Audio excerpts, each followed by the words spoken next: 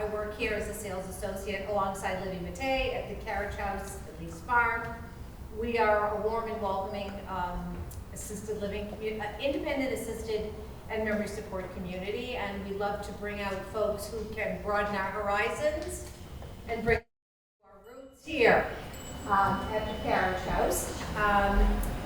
Tonight we're going to have Dr. Barry Taylor join us. He is a naturopathic doctor practicing for over 40 years. I know he looks too young for that. He has over 5 decades. Oh, did you correct me? No, I said I started when I was 5. Oh, yeah, there you go. That's the answer. Have a seat. Welcome. Yes. And Barry's knowledge will speak for itself when he starts here. This is the first of a 3-part series. I hope you'll learn just enough tonight that brings you back on October 22nd, and then again on the 12th of November. So without further ado, if you have any questions about the Carriage House or what we do here, you can talk to us afterwards or call me. I'm always around, and I'll let Barry do all the talking. Thank you. Hi, everybody. Welcome. So let's start just by being quiet for a few moments. I often start my talks with just kind of going inside as a way of letting go of the day. You can keep your eyes open. You can keep your eyes closed. I'd say uncross your body and your hands and your legs if you could. If you can't put your feet on the floor, that's fine. But I'd like you to take a deep breath. Welcome. You're over there by Barbara. Thanks for coming. We saved the seat for you. Take a nice deep breath, and if your feet are on the floor, imagine the energy from the earth coming up through the center of your feet just for a few moments as a way of getting present and connected to yourself and with each other. A way of letting go of the day. Take a nice deep breath, wiggle your toes, wiggle your hands. Allow your chest to rise for a few moments as you take a breath. Long ago, there were indigenous people who took care of this part of the earth. Let's bring their energy in as they respected the earth. Bring your ancestors, your grandparents, your parents. Bring some people who worked hard, had an enormous intention for you to have a life. Bring them in to listen with you. Nice deep breath. Just a way of letting go of all the things you did today, the people you spoke to, knowledge that you got here. Wow, thank you. And I ask that you listen with as much curiosity as you can.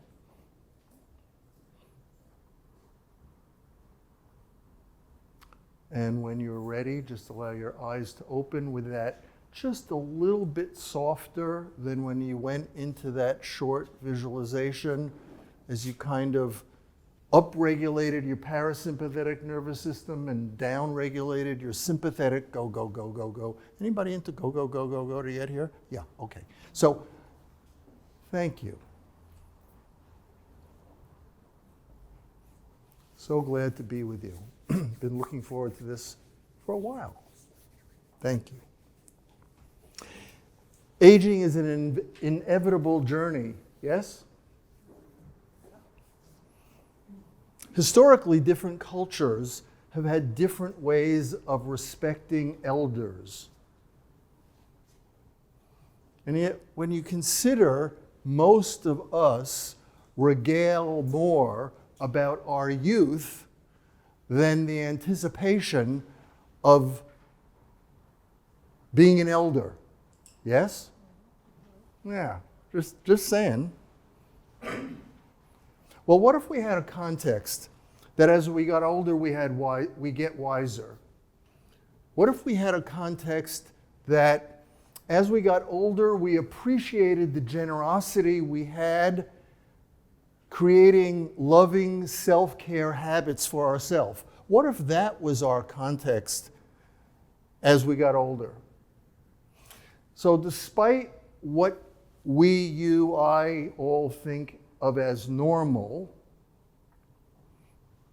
how we grow old is more related to lifestyle choices than most of us believe or have been taught. I'd like to say that again. How we grow old is more related to lifestyle choices than how we've been thought or what you believe. So as we get older, we believe, as you get older, you believe, culturally, we believe. Thank you. So as you get older, we have a tendency, we believe you get sicker. Yeah? What else do we believe as we get older? We get frail. Thank you very much. We get infirm. We get inflexible. We get slower. The beliefs about getting old are daunting. And as in many things in life, when what you believe you think is the truth, okay, there are workshops for that. Not this one. Or maybe this one. So we think that as we get older, we're supposed to get sicker. We use that as justification. I remember a woman who came into me, see me in the early part of my practice. I think it was 81, 82. That's 1981, not 1881. And she said, oh, my father had a heart attack. And I was listening, and I said, well, what do you think? Why do you think he had a heart attack? And she said, oh, he was just getting old. We live in unconscious beliefs that we justify what happens to our friends and family and us because of aging. And I just want to start our conversation of the next few discussions that that's not the truth, but it is a strongly held belief that as you get older, you get sicker. Our average age of retirement is 67. So if most people start working late teens, 20-ish, and most people, average age of retirement is 67, so most people work 50 plus or minus years. Average age that people die in this culture is 78. That means for most of us, we have 11 years of doing something other than earning money to support ourselves or our family. Wow, how does that sound? Wow. Just saying, that's the statistics. And so what are those years like? If the average age of retirement is 67 and most of us die average 78 in those 11 years, do we have the time for travel and philanthropy and contribution? Thank you. Do we have time for our hobbies and learning? Well, some people do in those 11 years, but a lot of people are taking an enormous amount of time. Thank you for turning your phones off, appreciate it. A lot of people take up a lot of time doing hobbies. What? Caring for others or caring for themselves. Yeah, how many people, you go to the doctor in your mid to late 60s, early 70s, when you all get there. Sorry, none of you were there yet. As much as in the 40s, not to say that people don't go to the doctors in their 40s, but that 11 years isn't necessarily, oh, freedom. No. You seem to have a whole other kind of responsibility other than working to make money for your family, give to your church, give to your temple, give to causes you believe in, and feel sufficient that you can do what you want.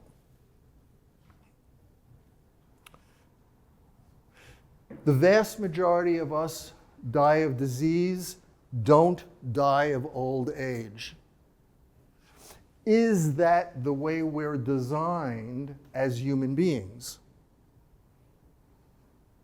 So you have a car, and you don't read the manual. So you don't rotate the tires. It's not an electric car, you're not there yet. So you don't change the oil and you don't change the transmission fluid, and you just kind of drive your car. and then you notice it's slipping around the road, and it's making all sorts of noises, and the pickup isn't very good, and the brakes aren't very good, and it's got all sorts of issues, and you're like, God, I spent a lot of money for this car. This car is like designed to be obsolete. Could it be that way for us as human beings? Could it be that we actually take better care of our cars than we do of our bodies? Just a thought.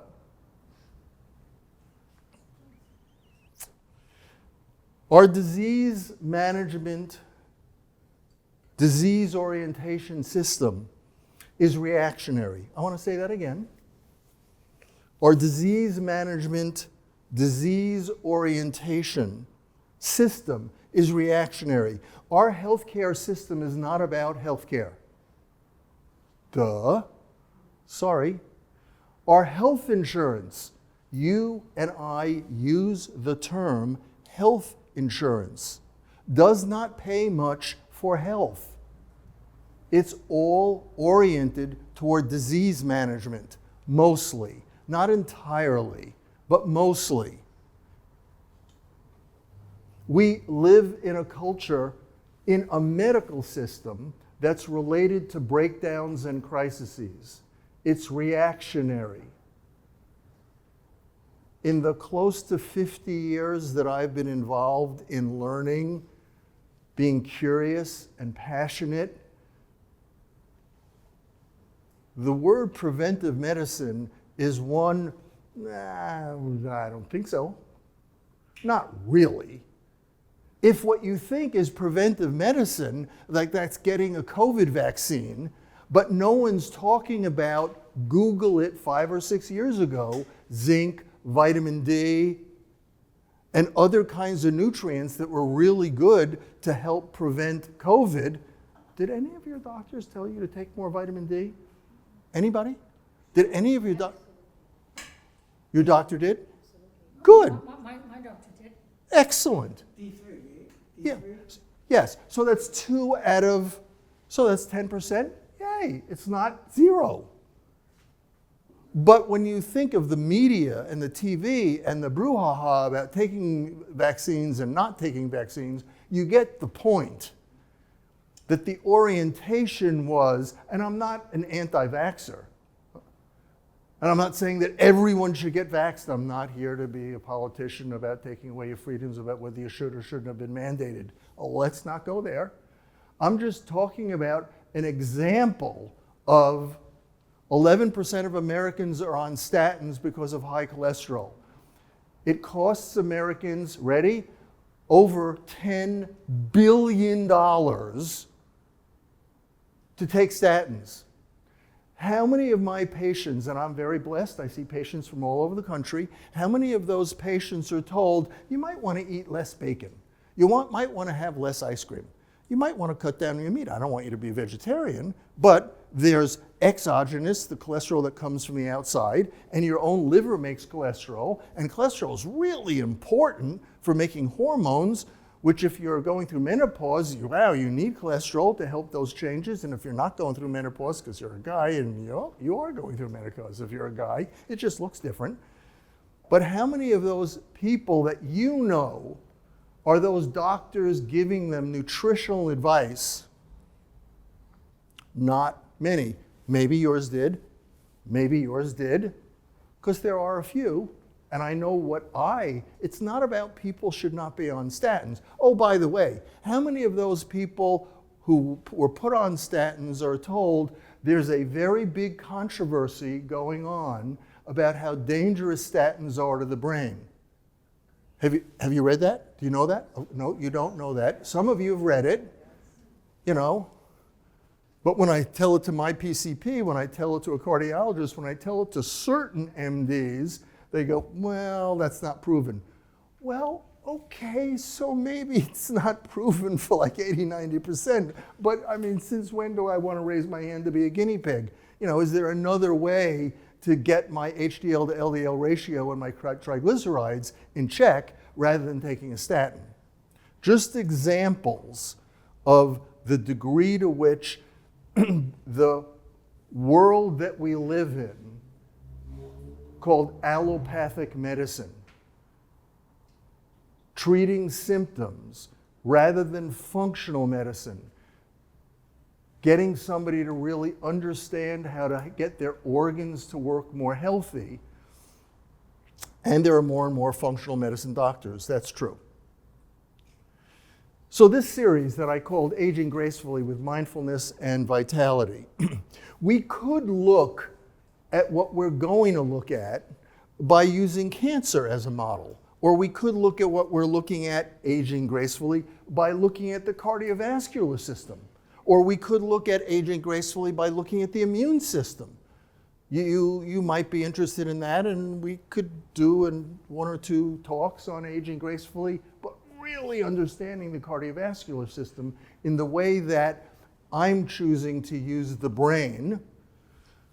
And we're going to focus on the brain to really look. So my intention is to spark your curiosity.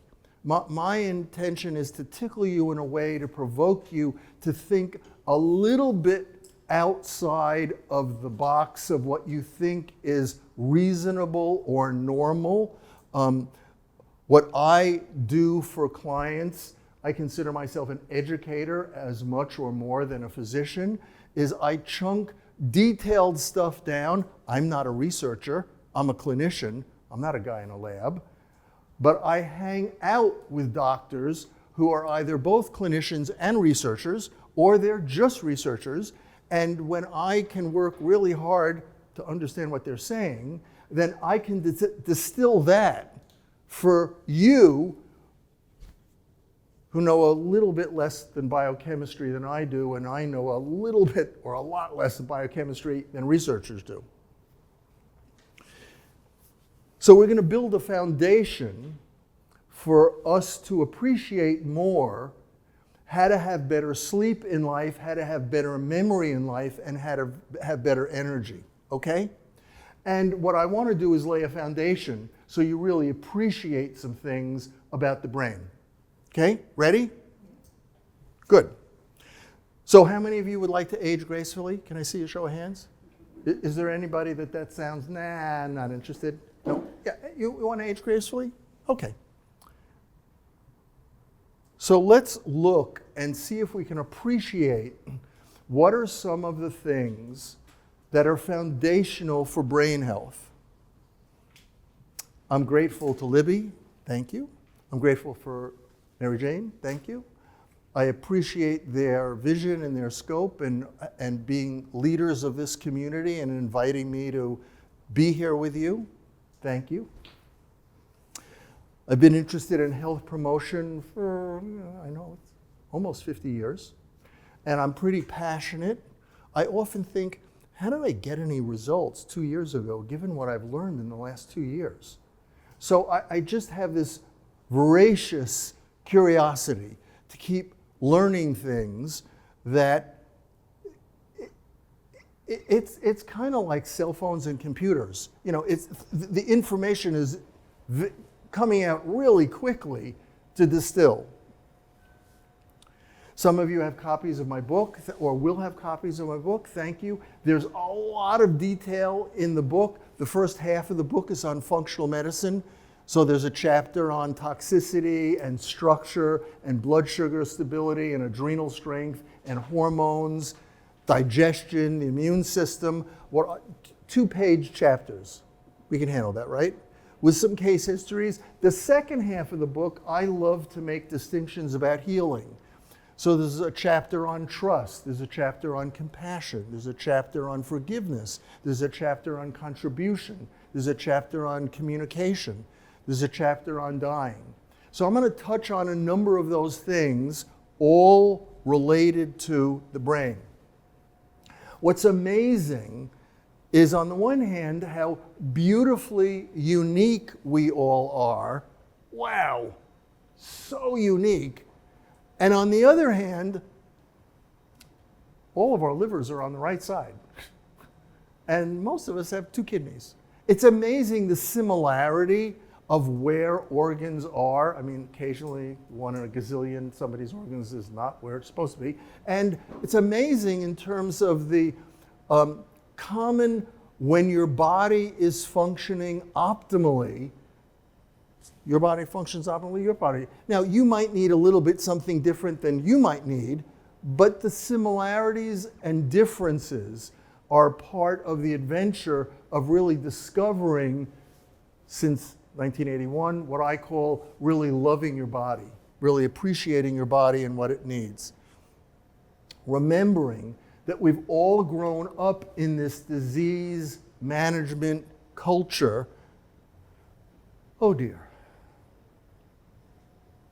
So while understanding theories and understanding different distinctions is important, ultimately my wanting to be with you and my love for speaking with you is for you to take some action when you leave here.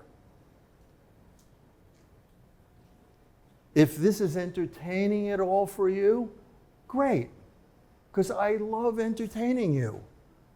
We're here for another half hour, 45 minutes. Have a good time. Maybe we'll be together again, I hope. Come back next time, bring a friend or two. But have a good time. But ultimately, it's about making shifts. And as you may have heard, anybody know you can't teach an old dog new tricks? Not that I'm calling you an old dog. You know that changing habits can be challenging. Anybody like to make huge Olympic-size changes? Anybody like to be overwhelmed? I don't know, maybe. So the idea is, how do you chunk something down? And that could be a series of talks in and of itself that I do in workshops or sometimes one-on-one as part of me nutritionally evaluating somebody. I don't just give somebody a prescription for, here, eat more of this and eat less of this and take these vitamins and don't take this. Sometimes people need a lot of support of how to make small steps. And you might think of that as I get into the details that I'm about to dive into, is when you leave here, this is about what small steps resonate with you. Whether you need my support or somebody else's support, or you have a girlfriend or a boyfriend or your friend who can help you. So you got a buddy system, that's always great. Okay, so let's look at the brain. The most cutting edge research now is that brain dysfunction, dementias, Alzheimer's, Parkinson's, other names that you know of that have names of brain dysfunction. Ready? Start in the 40s and 50s, only show up big time when people are in their 60s, 70s, and 80s. Can I say that again? The cutting edge research shows that brain dysfunction, Parkinson's, dementias, Alzheimer's, starts when people are in their 40s and 50s and 60s and is completely overlooked and then starts to coalesce into syndromes or symptoms and gets identified when somebody's in their 60s, 70s, and 80s. That's what people are talking about in neurology today. Really. So, Libby and Mary Jane were good enough to make some worksheets for you. Let's start writing down. So, 10 areas that are related to cognitive decline. Like a car, if you're not filling your tires up and changing your oil and changing your transmission or getting a new battery if it's electric, is our body designed for our brain to start to have the kinds of problems that so many people have? Or is it really related to some things that the research is really pointing towards? Wow. Okay, so I'd like you to write something down. Don't tell your neighbor or me. What do you think is the most important reason our brain declines. Write one word down on your sheet. Before I'm about to give you 10 reasons our brain declines, just write it down. What's the one thing you think's really important? Somewhere on your sheet, just so you have a note to self. I think this is why people's brain goes offline. Okay, wrote it down? Okay, so I'm now going to give you a distillation of the 10 researched areas. And then we'll take a deep breath. And then we'll come up with 10 areas that we can do something about. Sound okay? Great. Okay, number one. This is not in the order of worst to best or best to worst. These are just 10 areas. I haven't prioritized them. 1, trauma.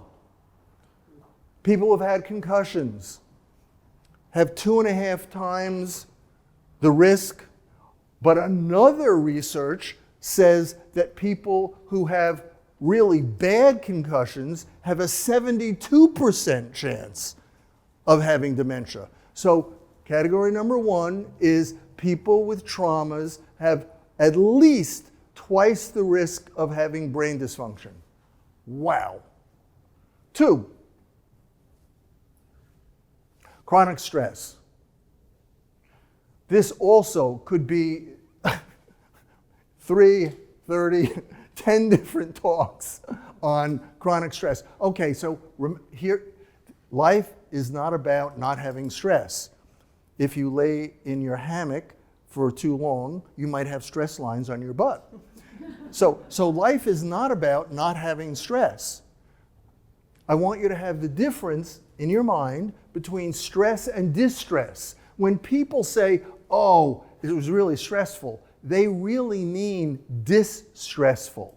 If you're a human being that has a high value for learning, now some people don't have a high value for learning, but if you happen to be one of those people that loves to learn, it's kind of like a passion, so you're always sorting what you need to let go of and what you need to hold on to, and boy, that's not necessarily easy either, but it's stressful as in challenging, not like stressful pejoratively, negatively. Chronic stress, increased cortisol. Another name for cortisol is adrenaline. Little organ sits on top of your kidneys. Another name for kidney is renal. AD in Latin means above. Adrenal gland, part of the pituitary, thyroid, adrenals, ovaries for some of you, testes for me. The endocrine system, when we're leaning on adrenaline and you need 2-3 cups of coffee or even 1 to get going, without which, well, I'm not hooked on coffee, but if I don't have my cup of joe, I'm not quite as awake. Okay, so you are hooked on coffee. It's just a bit of a, I'm not against drinking coffee. I'm just talking about how you'd be if you didn't have it. So there's this whole world. I have a chapter in the first half of my book called Adrenal Fatigue. It's not a disease, it's just something that a lot of people suffer from because they're pushing, and they need their cigarettes, they need their coffee, they need something, and now they're living more off of will or the habit of pushing. So, second, chronic stress is directly linked to 2 to 3 times the risk of brain dysfunction.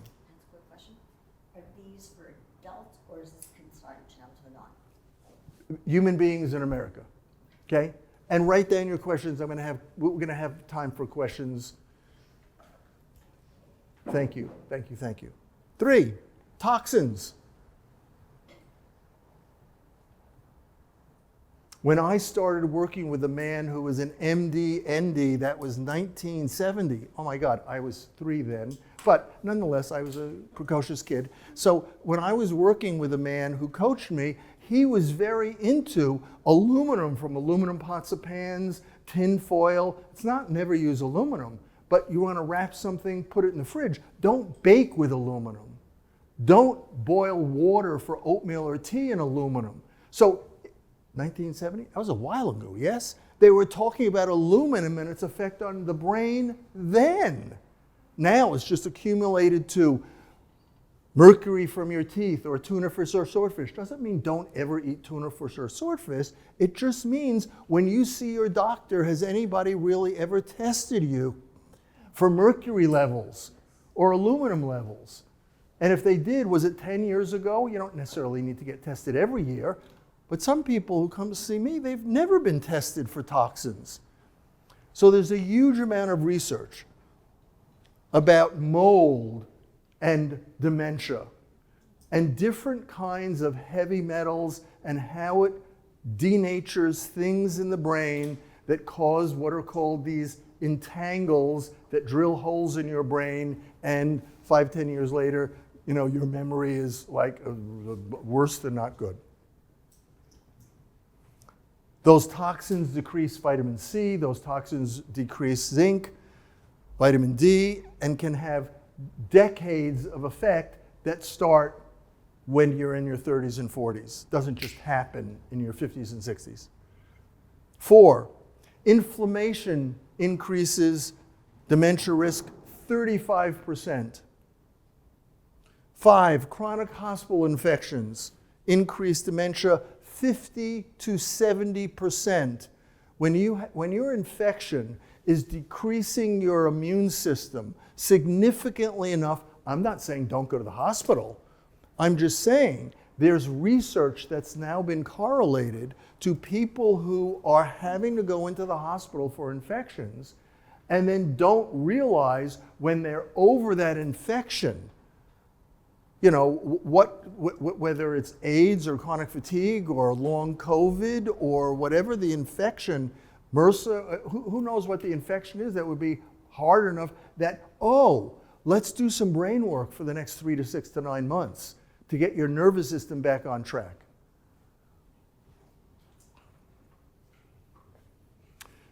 6, chronic hospital infections, 50 to 70% risk. Number 6, put a star next to this one, because this is going to be huge in the next 5, 10, 15 years. I don't know how fast. I'm not, that kind of sociologist where I'm looking at how fast things move. But the doctors that I hang out with, like I'm going to a conference middle of October with some giants, researchers of this kind of material, they'll know. Whereas some of us in the last 20, 30, 40 years have said, maybe I should eat less sugar. Have you heard that anywhere? Maybe I should eat less sugar. Why do you want to eat less sugar? Well, I don't want to gain weight. Well, somebody in my family had diabetes. Well, why else don't you want to eat sugar? Oh, somebody told me it robs me of B vitamins and calcium. Oh, really? Okay. Some naturopath I heard says, yeah, it robs your body. I want to be careful of osteoporosis and strong bones. However, what they're now finding is that people who've eaten a lot of sugar in their life, here's the problem, I'm interrupting myself, it's not clear what a lot is. So what a lot for you might not be a lot for you. So it's not like, don't eat any sugar. But when you think about the cookies and the candy and the cakes and the donuts and the Danish and the alcohol and the mayonnaise and the ketchup, do I go on? The things that you're not reading the label unless you buy your ketchup and mayonnaise at Whole Foods. The regular foods that have got sugar in it. I'm not saying never have ice cream. What they're finding is that blood sugar dysregulation, people who are hypoglycemic, people who are pre-diabetic, it's a huge risk, up to 60% of brain dysfunction over decades. Wow. 7, nutrient deficiencies. Ultra-processed food doubles your risk. Eating 3 to 5 cups of colored vegetables can decrease your risk 3 to 5 times. If you're eating, can decrease your risk 50%, but are you eating not just a little bit more kale and I'm having some broccoli and cauliflower, colors, 3 to 5 different colors every day, 3 to 5 cups every day. Are you drinking it if you juice? I have these powders I use with my clients that people put powders in protein drinks that I give them. So they have an orange powder and a green powder and they've got a red powder. Wow. Before they leave the kitchen, they've had 3 cups of vegetables. Folic acid, vitamin D, B12, omega. There are certain nutrients. The term I'd like you to get clear about is nutrient insufficiencies. Nutrient deficiencies is an allopathic term. I see people that have all sorts of vitamin C problems because of their allergies, their stress. They have marks with their socks or their bras or their underwear, and they got indentations on their skin. It's like your underwear, your socks aren't too tight. That's a vitamin C deficiency. Oh, and then I look for bruising easily, and I look for, do their gums bleed easily? Do you have allergies? Do you have adrenal go? The adrenals need vitamin C. So a lot of people are not doing enough vitamin C, but I've never seen anybody with scurvy, ever. I've never seen anybody with rickets, but people might have low amounts of vitamin D. Ask your doctor to, next time you do blood, to run vitamin D. But there isn't a blood test for vitamin C. You need to see me or somebody who knows how to evaluate you on different kinds of nutrients. So there's now mounting evidence. Certain things, folic acid, B12, vitamin D, are very related to brain dysfunction. 8, vascular damage, poor blood flow. How many people do you know, ask Mary Jane and Libby, when they're in their 70s and 80s and they have brain concerns, Libby, how many people walk like this? Well, quite a few. Almost all, but not all, but quite a few. How is that person getting better when, in their 50s and 60s, nobody told them, stand up straight?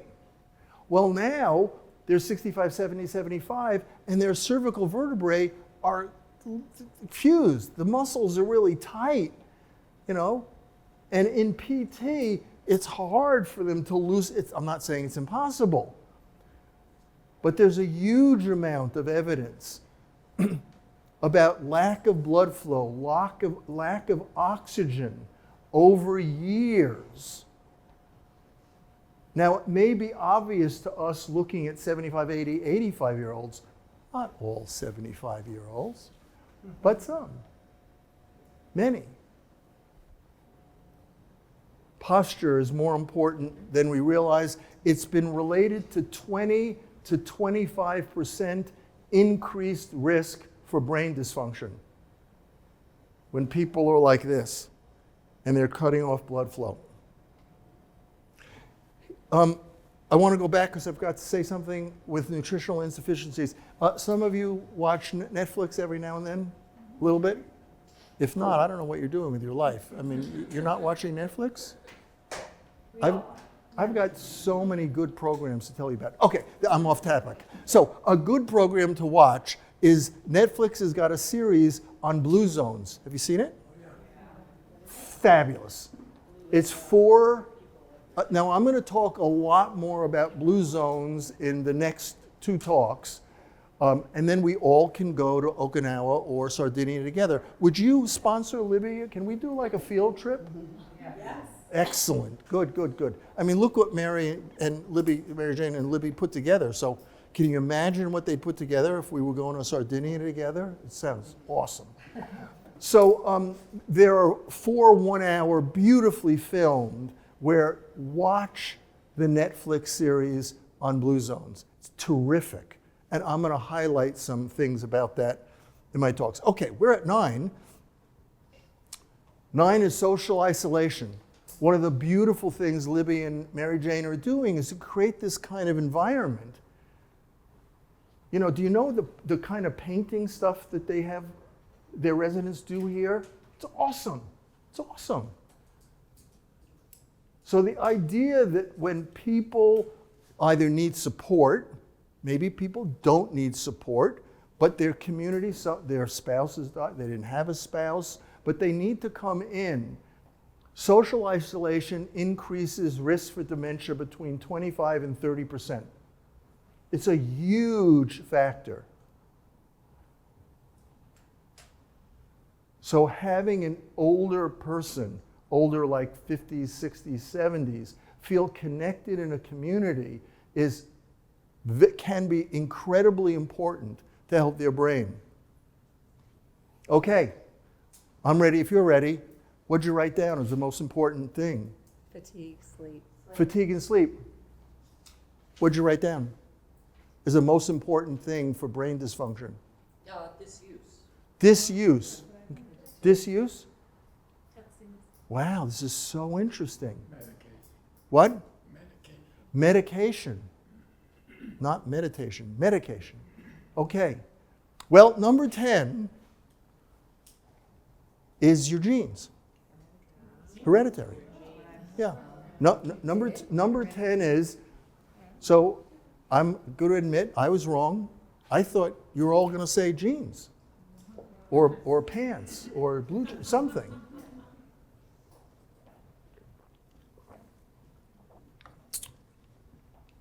If you have some dementia and brain dysfunction in your family, it increases your risk 10 to 30%.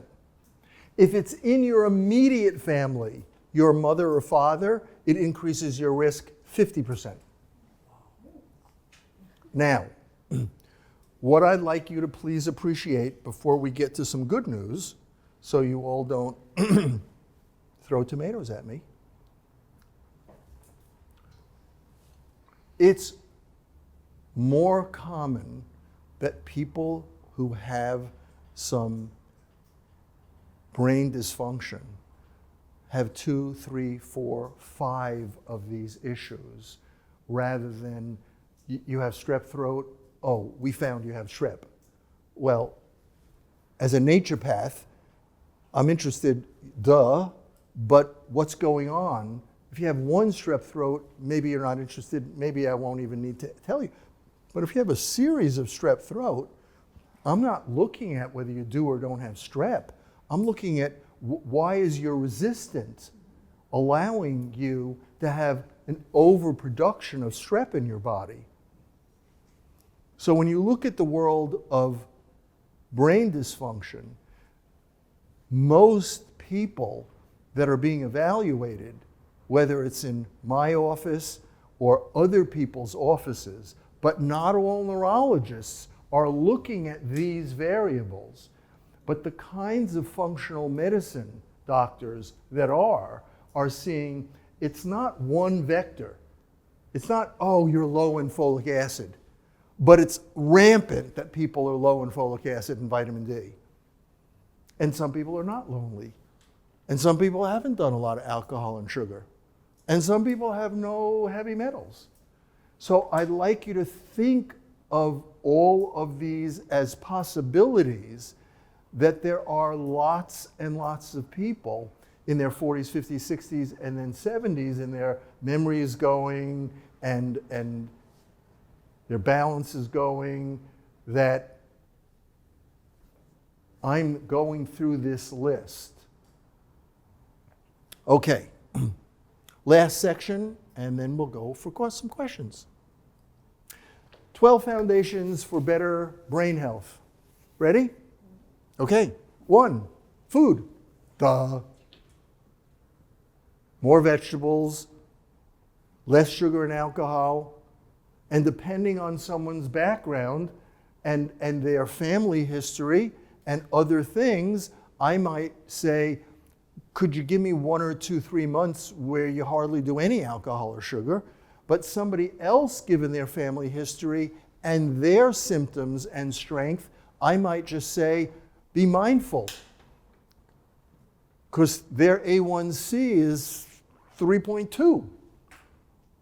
Whereas somebody else's A1C, you know what A1C is? It's now, so their blood sugar indicator is, they're at 5, and their PCP just said, be careful, you're pre-diabetic, and they're 68. Well, okay, I'm now a little concerned when I do, in my evaluation, I'm looking at aluminum and mercury and other things. They're tired late afternoon, their hair's falling out, they're hooked on 3 cups of coffee a day. Now, I'm not saying I have a crystal ball. I know they're going to have some brain issues in their mid-70s.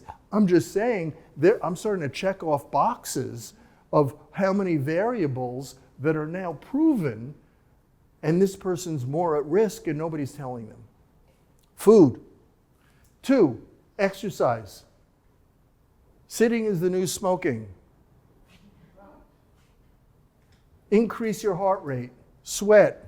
Put on a sweatshirt when you're on the elliptical or when you walk. Walk quickly. I'm not saying don't walk slowly to enjoy nature. Some of you saw my dog? Yes. Okay, I didn't ask Libby, I didn't ask Mary Jane. Maybe we'll let Honey in. She's unbelievable.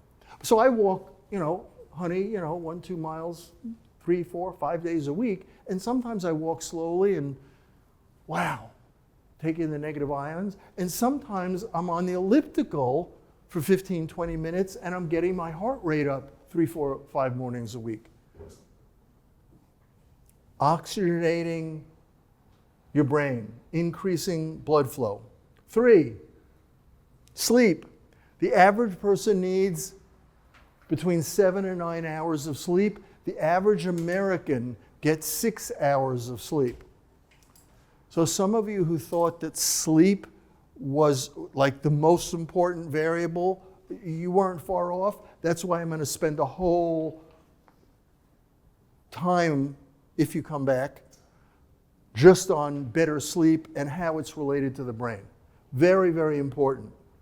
Supplements I already went over. 4, these 12 foundations. Folic acid. See if, that's an easy one to ask your doc to run a folic acid. Magnesium. Vitamin E is in Edward. Vitamin D, B12. There are specific nutrients that are no longer controversial. We're not talking about deficiencies. We're talking about insufficient amounts for optimal function. Stress management. We're a quadrinity. We have a physical body, we have a mental body, a collection of thoughts, we have an emotional body, a collection of feelings, we have a spiritual body that has nothing to do with past lives. We are energetic beings, and most of us, unless you've done an awful lot of workshops, identify primarily like we're physical and we have feelings and we have thoughts. And our spiritual reality, nothing to do with whether you go to church or don't go to church, that's religion.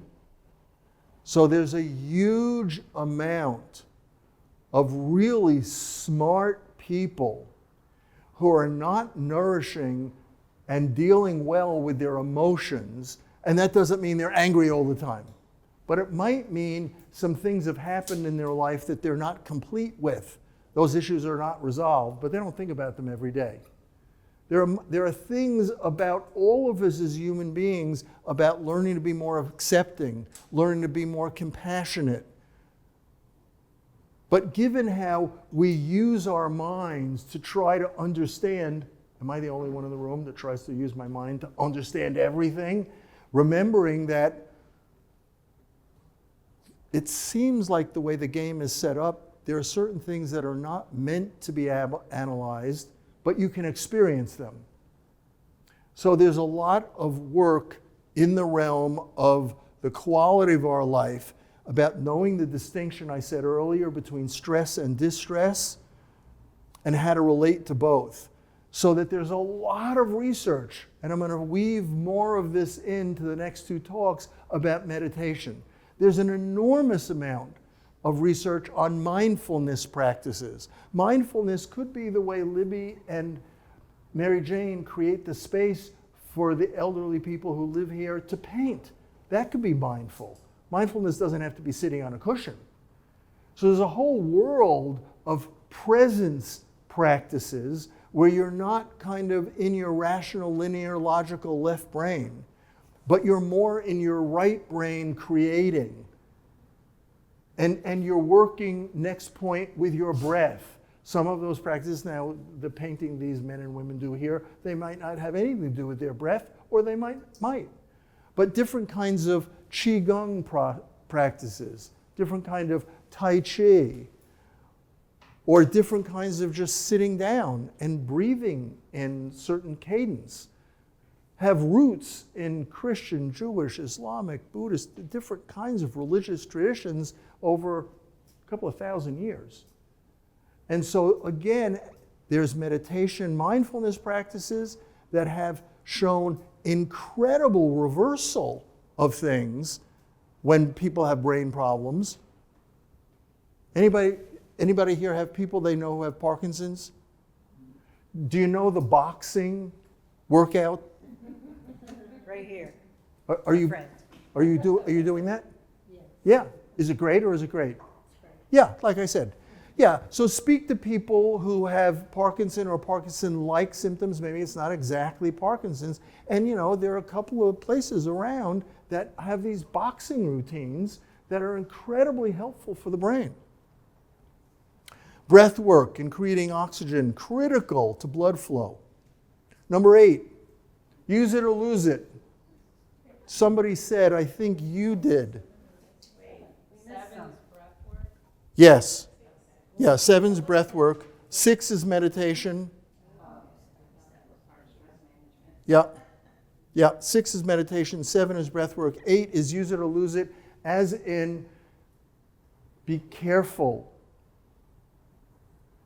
of the personality types. I know that. I know what I like. I know what I don't like. Oh. Curiosity is amazing for laying new tracks. What's the word? Neuroplasticity. New neuronal pathways. Whether you're playing a jigsaw puzzle, or you're doing Scrabble, or you're doing a crossword puzzle, or you're doing your best to learn Italian or Spanish or whatever. It doesn't have to be any of those. But just use it or lose it.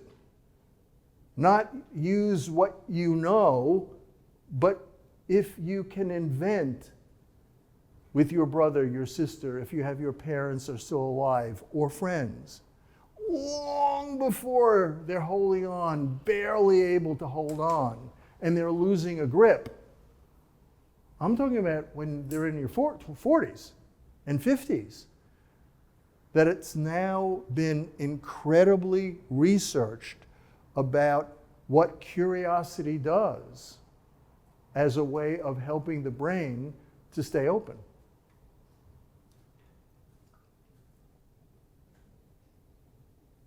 Nine, people who have a challenge or have a purpose. People who wake up and it's careful, because I don't want to have this sound too obsessive and too masculine, driven, goal-oriented. But I wanted to write it down because it's there to see in the literature. People who have a reason for living. People who have something that they want to meet that challenge. 10, people who are social, watch Blue Zones on Netflix. 11, there's a recent Yale study, I love this, that people who have positive beliefs about aging well live 7.5 years longer than people who have negative outlooks on growing old. Wow. Just in case you think your mind doesn't have a say in all this.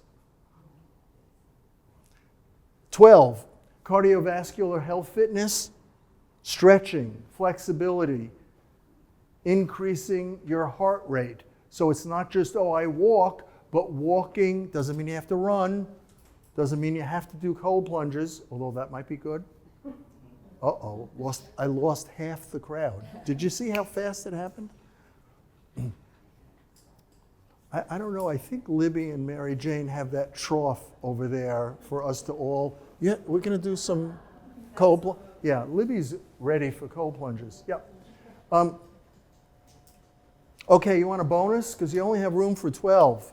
Can I give you a bonus, 13? Sure. Yeah, there's a lot of research about laughing and having fun. Yeah. There's research about the positive effects on your brain having fun. Okay, we're in the home stretch. Get your questions ready, or we're going to all go back to eating. So, what about the backside?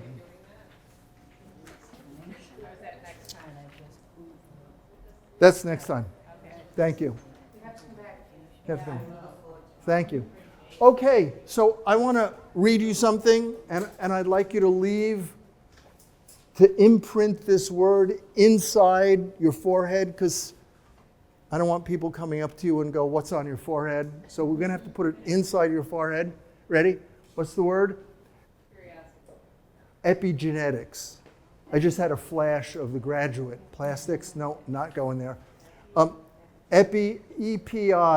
Epigenetics. All the variables in our life that are within our choices that have enormous influence on which genes from our parents manifest. Now, a lot of doctors haven't caught up with this. The doctors, MDs I hang out with have been into this for the last 15, 20 years. Now, it's really taking off in terms of the brain. So, I want to read you something if I could. Ready? Epigenetics is important because it controls gene expression and cell differentiation during development, allowing cells to have unique functions from the same DNA. It acts as an interface between genetics and the environment, meaning lifestyle and experiences can modify gene activity, influencing health and disease risk across a lifetime, even into future generations. Understanding epigenetics provides new avenues for disease prevention, diagnosis, potentially reversible therapeutic treatments for conditions like cancer, cardiovascular disease, and neurodevelopment disorders. Neurodevelopment, think brain dysfunction. One more. Epigenetic studies. Epigenetic. All of the variables we've talked about tonight. Food, exercise, breathing, meditation. Everything other than my genes are giving me blue eyes or brown eyes. My genes have me look like mom and dad. My father had bad teeth, I have bad teeth. Gene expression. Epigenetics are what allows your genes to express the variables I started a few moments ago, that our lifestyle has more impact on our gene expression. And here it is on AI in Google. As opposed to some naturopath has got these ideas. It's out there. Epigenetics studies how environmental factors, behaviors, and lifestyle choices can influence gene expression, turning genes on or off without changing the underlying DNA sequence. These reversible chemical modifications from the epigenome acts as a layer of instructions on the genome that dictates how DNA is read, interpreted, influencing development, aging, health. Environmental factors such as diet, stress can alter these epigenetic marks, potentially leading to differences to health outcomes, including susceptibility to diseases. Thanks for listening. Thanks for coming. I'm just going to talk a little bit more, only if you have questions. I gave you a lot to chew on, I hope. You cannot leave until the food is gone. And then some of you we can carry out if you need.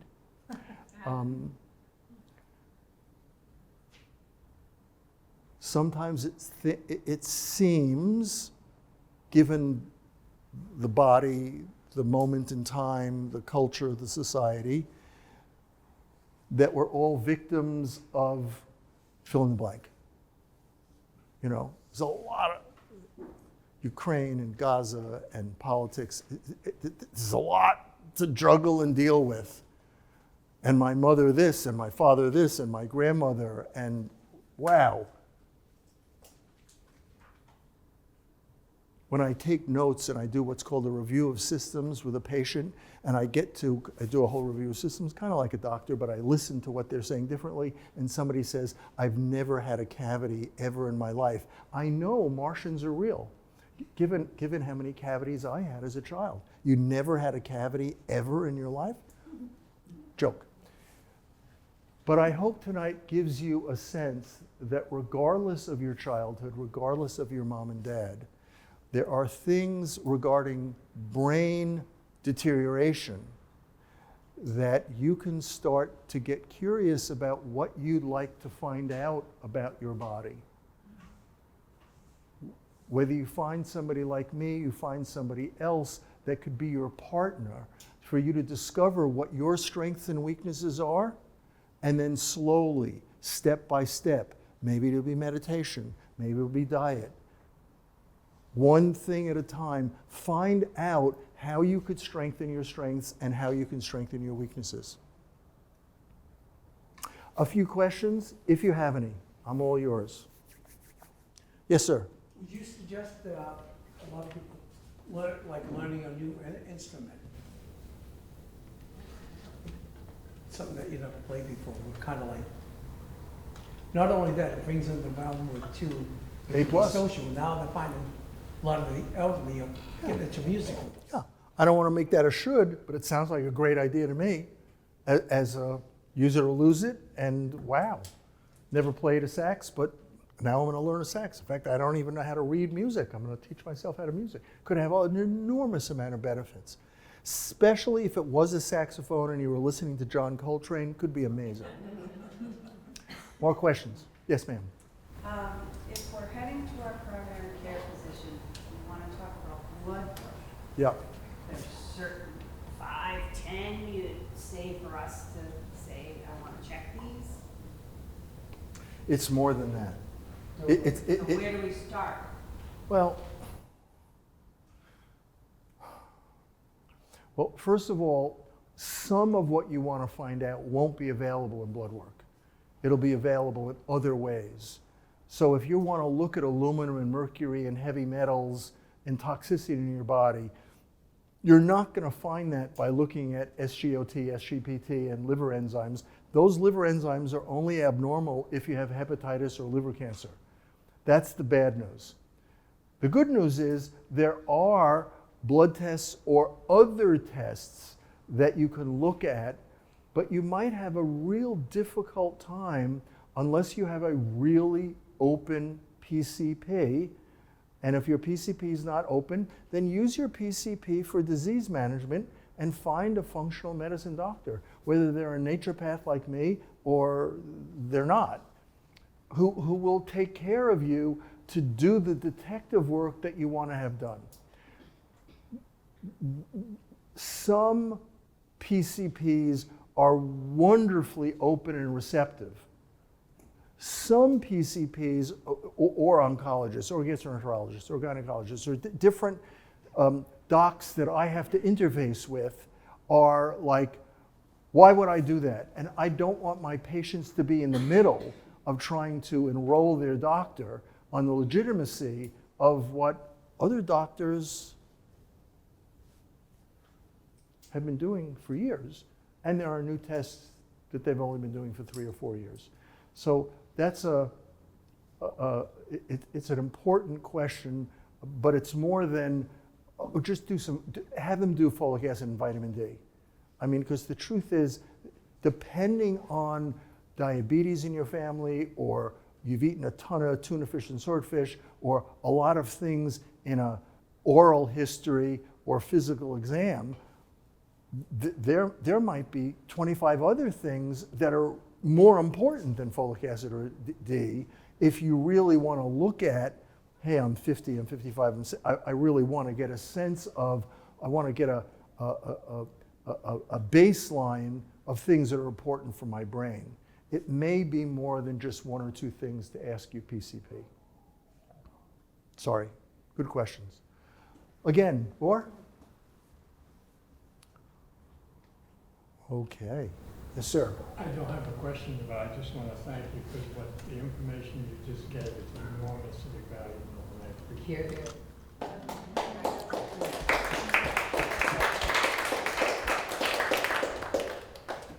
Don started with me in 1978, and he was 81 then.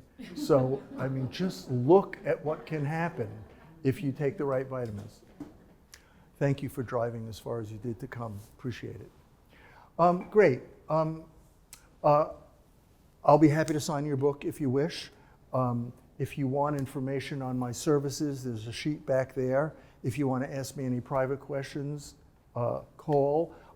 If you're okay me putting you on my mailing list, you know, I do a fair amount of TV and radio and talks like this or different talks like this. If you're okay being in communication with me, send me an email if you wish, or else I have your email. I don't want to intrude on your space unless you want me to let you know. And again, Mary Jane, thank you. Libby, thank you. And hope to see a number of you, and bring somebody October 22nd.